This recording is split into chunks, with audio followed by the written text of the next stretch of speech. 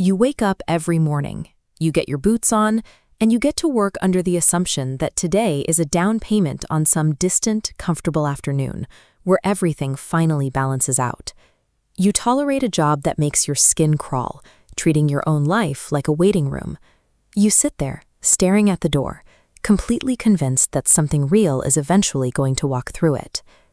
Think about the things you desperately wanted 5 years ago. You told yourself that if you could just hit that specific income, get that specific title, or move into that specific room, the weight would finally lift off your chest. You got those things, or versions of them. This graph charts exactly how that satisfaction plays out. You hit the milestone, and your relief spikes dramatically. But look at what happens next. Within 48 hours, that relief completely flatlines. The old itch comes back, usually sharper than before. We are taught that hope is a virtue. It is a sucker's game. It is a chemical trick designed to keep an exhausted beast pulling a cart until its heart bursts. So, if the promised horizon is a myth, and that permanent payoff never actually arrives, who exactly is benefiting from your perpetual endurance?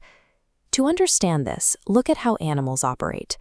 A wolf does not spend its life miserable because it thinks next winter might be warmer. It hunts, it eats, or it starves in the cold. It exists entirely in the raw present. Humans have a unique and rather pathetic capacity to invent a secondary, imaginary world in order to avoid looking at the rot of the real one. Your mind is biologically wired for survival. That means it operates as an engine fueled entirely by lack. There is no neural pathway for permanent satisfaction. This diagram illustrates your psychological mechanism. The engine's primary fuel is deficit. If you ever reached permanent peace, the survival machine would stall. To prevent failure, you stay on a treadmill, chasing a constant stream of new targets just to keep the machinery running. Because our internal biology guarantees we will always manufacture our own hunger, we are perfectly vulnerable to external manipulation. The entire modern social order relies on you remaining completely blind to this treadmill mechanism. The people who hold the whip, the banks, the bosses, the moralists, do not want you satisfied. It is in their direct financial interest to keep you desperate for next year. To ensure you keep running, they trade in the currency of tomorrow. They promise you a promotion, a comfortable retirement, salvation, or a lasting legacy. This scale shows the asymmetry.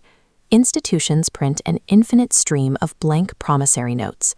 Because it is just a promise, it costs them zero energy and zero capital to produce. But in exchange, you surrender your actual, finite, breathing flesh today. You become your own jailer. You use the promise of the future to lock yourself in a cell every single morning, rationalizing your daily misery as a necessary tax you have to pay before real life begins. Society does not passively observe your biological flaw. It actively weaponizes your drive for survival to systematically extract your waking existence. Look closely at this room, because this is the inevitable destination of that lifelong transaction. When you finally unlock the door to the future you've been bleeding for, you will find nothing but a bare floor and an old mirror. You will be older, your body will be more broken, and the dark space inside you will be exactly as empty as it is right now. The future has no gifts to give you. It does not possess a secret store of meaning that will retroactively justify the decades you spent eating dirt. There is no grand payout at the end of the line. There is no hidden ledger where your endurance at a miserable job is being quietly recorded for a final prize. Stripping the painted meadow off the wall is terrifying, but it leaves you with the only thing you actually possess, the immediate present. Once the illusion of tomorrow is dead, all that remains is the raw, undeniable fact of your existence, the cold air currently in your lungs, and the biological hunger that will follow you all the way into the ground.